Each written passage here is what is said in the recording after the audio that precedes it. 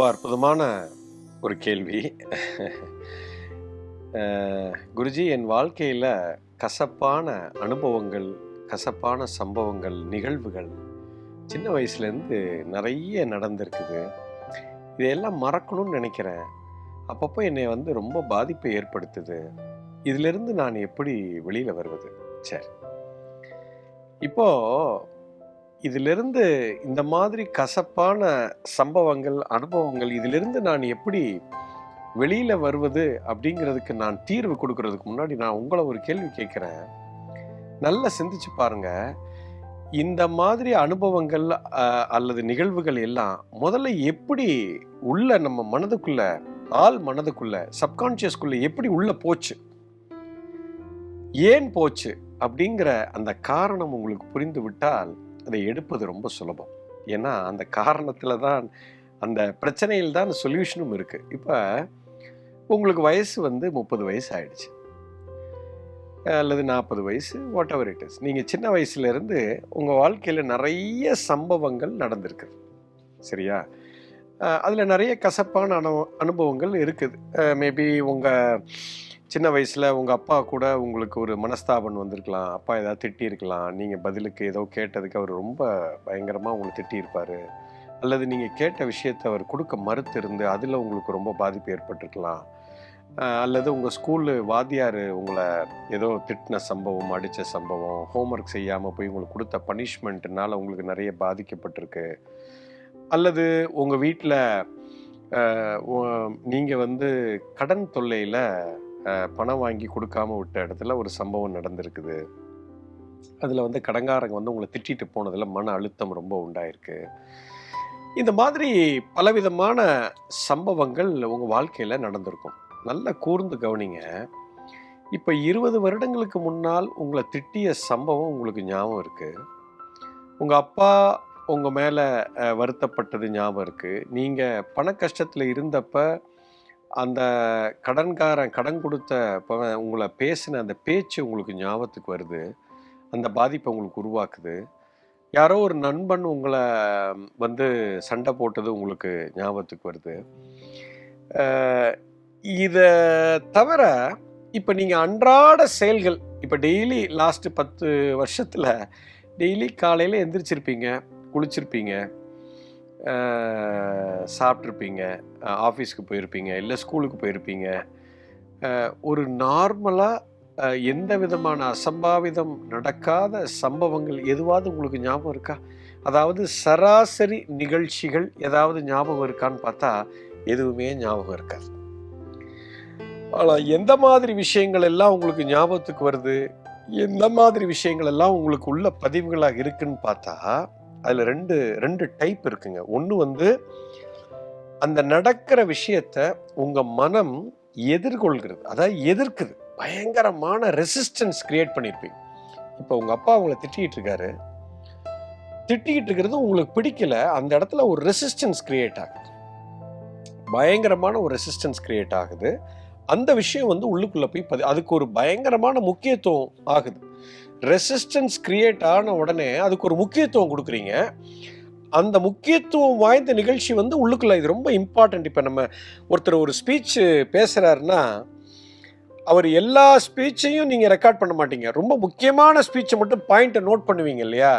அதே தான் கடவுள் என்ன பண்ணியிருக்காரு, இது ரொம்ப முக்கியமான விஷயம், இதை நான் எதிர்க்கிறேன் அப்படின்னு நீங்கள் அதை டிஃபைன் பண்ணோன்னா அது என்ன ஆகுதுன்னா அது உள்ளே போய் ஒரு என்ட்ரியாக மாறிடுது.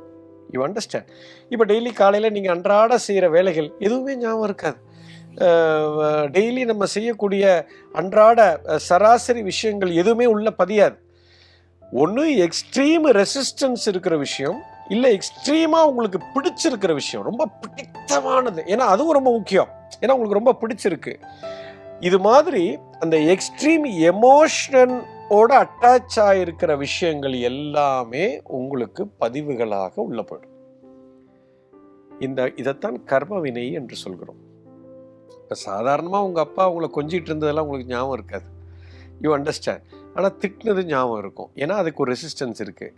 ஸோ இப்போ பாருங்கள், அப்போ இந்த இந்த மனம் என்ற ஒரு மாய சக்தி இதுக்குள்ள இந்த பதிவுகள் போய் தான் நமக்கு இந்த பாதிப்பை உருவாக்குகிறது. அப்போ இந்த பதிவுகள் எப்படி உள்ள போச்சு? நம்ம அதுக்கு ஒரு முக்கியத்துவம் கொடுத்ததுனால உள்ள போச்சு. அப்ப அந்த பதியாத உள்ள போகாத பதிவுகள் எப்படி இருக்கு? நான் முக்கியத்துவம் கொடுக்கல. அது அன்றாடமா இருக்கக்கூடிய ஒரு விஷயம். அது உள்ள பதியாகல. இந்த மைண்டுங்கிறது நான் இந்த விஷயத்த பதிவு பண்ணுவேன், இதை பண்ண மாட்டேன்னா அதுக்கு விருப்பு வெறுப்பெல்லாம் கிடையாது. நாம என்ன சொல்றோமோ அது மாதிரி தான் அந்த மனம் இயங்கிட்டு இருக்குது. அப்போ நான் தான் அதுக்கு அனுமதி கொடுக்குறேன். இது ரொம்ப முக்கியம்டா, எங்க அப்பா என்ன திட்டாரு, நீ ஸ்டோர் பண்ணி வச்சுக்க. இது ரொம்ப முக்கியம், நான் இவனை ரொம்ப லைக் பண்றேன், இது ரொம்ப அருமையான விஷயம், இது நான் மறக்கவே கூடாது, இதை கொஞ்சம் ஸ்டோர் பண்ணி வச்சுக்க இப்படின்னு சொல்லி நாம தான் அந்த பதிவை உள்ள போட்டிருக்கோம். இப்போவே உங்களுக்கு சொல்யூஷன் புரிஞ்சிருக்கும்னு நினைக்கிறேன். அப்போ இந்த விஷயத்திலிருந்து, இந்த பதிவிலிருந்து நான் எப்போ வெளியில வரணும்னா ரொம்ப சிம்பிள். அதுக்கு கொடுத்திருக்கிற அந்த முக்கியத்துவத்தை நீங்க எடுத்துட்டீங்கன்னா அது ரிமூவ் பண்ணிடும். இது இனிமேட்டு முக்கியம் இல்லை, இந்த நோட்ஸ் எடுத்து பிரயோஜனம் இல்லை, இது எனக்கு புரிஞ்சு போச்சு, தூக்கி விடு அப்படின்னு சொல்லி நம்ம டெலீட் பண்றோம் இல்லையா? அதே கதை தான். அப்ப என்ன பண்ணணும் அப்படின்னா, இப்ப 30 வருஷத்துக்கு முன்னாடி அல்லது 15 வருஷத்துக்கு முன்னாடி எங்க அப்பா இப்படி திட்டினாரு, அது எனக்கு சுத்தமா பிடிக்கல, எனக்கு இவங்க இப்படி ஒரு பாதிப்பை ஏற்படுத்தினாங்க, எனக்கு அது சுத்தமா பிடிக்கல அப்படின்னு நீங்க சொன்னதுனாலதான் பதிவு இருக்கு. இப்ப என்ன பண்ணணும், கான்சியஸா அந்த டேட்டாக்குள்ள போய் அதை பார்த்து, ஓஹோ இப்படி திட்டிருக்கானா, அது பரவாயில்ல விட, இது என்ன பெரிய விஷயம், 30 இது ஒரு மேட்ரே கிடையாது, இதை போய் நான் இது எதுக்கு நான் தூக்கி வச்சுக்கிட்டு இருக்கணும், இந்த திட்டினது அன்னைக்கு அந்த காலத்துல அப்படி திட்டினாங்க அப்படின்னு சொல்லி அந்த விஷயத்தை வெளிப்பாக நான் பார்க்கணும். அதுல ஒரு விழிப்புணர்வு ஏற்படுத்தணும். ஏற்படுத்தி இந்த கணத்துல அந்த விஷயம் ஒரு குப்பை, இது ஒரு மேட்ரே இல்லை அப்படிங்கிற ஒரு அக்செப்டன்ஸ், அப்படிங்கிற ஏற்றுக்கிற மனசு எனக்கு வந்துருச்சு அப்படின்னா இமீடியட்டா உங்க மைண்ட் என்ன பண்ணும், அதை ரிமூவ் பண்ணிடும். இதுக்கு மேல நான் அதை வச்சுக்க கூடாது, முதலாளி சொல்லிட்டாரு, முதலாளி முதல்ல 15 வருஷத்துக்கு முன்னாடி என்னை ரெக்கார்ட் பண்ண சொன்னாரு, நான் ரெக்கார்ட் பண்ணேன், இப்ப இன்னைக்கு அதை பார்த்து விழிப்பா அதை பார்க்கணும், அந்த டேட்டாக்குள்ள போகணும், போய் அந்த குப்பையை எடுத்து இப்படி முன்னாடி வச்சு, நீ குப்பை, உனக்கு இனிமேட்டு முக்கியத்துவம் கிடையாது, நீ யார், நீ தானே திட்டின, எங்க அப்பா தானே திட்டியிருக்காரு, இதுல என்ன இருக்கு, எனக்கு வேற யாரும் திட்டலையே, போறவன் வர்றவன் திட்டலையே அப்படின்னு சொல்லி அந்த மேட்ருக்கு இருக்கிற முக்கியத்துவத்தை பூரா எடுத்துட்டு, எப்போ உங்களுடைய கான்சியஸ்னஸ் அதை அக்செப்ட் பண்ணுதோ அடுத்த நிமிஷம் காலி ஆயிரும். எந்த ஒரு விஷயத்தின் மேல் விழிப்பாக நீங்க விழிப்புணர்வை ஏற்படுத்துகிறீர்களோ அந்த விஷயம் உங்களிடத்தில் இருந்து தங்கவே தங்காது, அது உங்களை விட்டு போயிடும். இதுதான் இயற்கையின் சட்டம். ஸோ உங்களுக்குள்ள இருக்கிற இது ஒரு பெரிய ப்ராசஸ்ஸாகவே வச்சுருக்கோம்.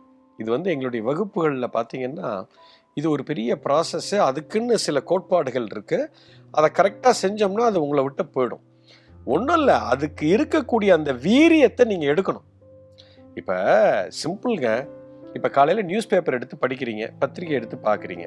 இப்போ நியூஸ் பேப்பரில் பார்த்தீங்கன்னா எந்த மாதிரி விஷயங்கள் போடுறாங்க, இந்த இடத்துல ஒரு ஆக்சிடென்ட் நடந்துச்சு, இந்த இடத்துல ஒரு கொலை நடந்துச்சு, இந்த ஸ்கூலில் ஒரு பையன் பயங்கரமாக படித்து பெரிய ஆளாக இருக்கான், அந்த இந்தியா டீம் இந்த இடத்துல பெரிய ஒரு விளையாட்டில் ஜெயிச்சு கோல்டு மெடல் ஆயிடுச்சு, இந்த இடத்துல இது நடந்துச்சு அது நடந்துச்சுன்ட்டு ரொம்ப முக்கியத்துவம் வாய்ந்த நிகழ்ச்சியைத்தான் நீங்கள் படிக்கிறீங்க பேப்பரில். இன்னைக்கு காலையில் எழுந்து இத்தனை கோடி மக்கள் குளிச்சுட்டு காலையில் எல்லாம் சாமியெல்லாம் கும்பிட்டுட்டு எல்லாம் அமைதியாக ஆனந்தமாக ஆஃபீஸ்க்கு சென்றார்கள், யார் வீட்டிலும் எந்த அசம்பாவிதமும் நடக்கவில்லை, எல்லாமே அமைதியாக இப்படி போச்சு, இப்படியெல்லாம் நியூஸ் போட்டால் யாராவது பார்ப்பீங்களா? பார்க்க மாட்டீங்க. எக்ஸ்ட்ரீம் நியூஸை போடும்போது தான் பார்ப்பீங்க. ஸோ அதனால தான் உங்கள் மைண்டு எப்படி கேப்சர் பண்ணணும்னா இந்த மாதிரி எக்ஸ்ட்ரீமான விஷயத்துக்கு தான் அது முக்கியத்துவம் கொடுக்கும். சராசரியாக இப்போ சென்னை மக்களில் இப்போ தமிழ்நாட்டில் இத்தனை கோடி மக்கள் ஆனந்தமாக இன்னைக்கு எத்தனையோ கோடி மக்கள் இருந்திருக்காங்க. ஏதோ 1% 2% தான் தப்பு நடந்திருக்கு. பட் அதை பத்திரிகையில் போட்டால் தான் நீங்கள் படிக்கிறீங்க, அதுக்கு தான் முக்கியத்துவம் கொடுக்குறீங்க. இது போலத்தான் மனமும் இயங்கிக் கொண்டிருக்கு. You understand? மனம் எப்பயுமே எக்ஸ்ட்ரீம் விஷயத்துக்கு தான் முக்கியத்துவம் கொடுக்கும். அதை எக்ஸ்ட்ரீம் விஷயம்னு நான் டிஃபைன் பண்ணி வச்சுருக்கேன். அந்த டெஃபினேஷனை உடச்சிட்டிங்கன்னா உள்ளே போய் அது வெளியில் போயிடும். You understand? புரிஞ்சிருக்கும்னு நினைக்கிறேன். எஸ்.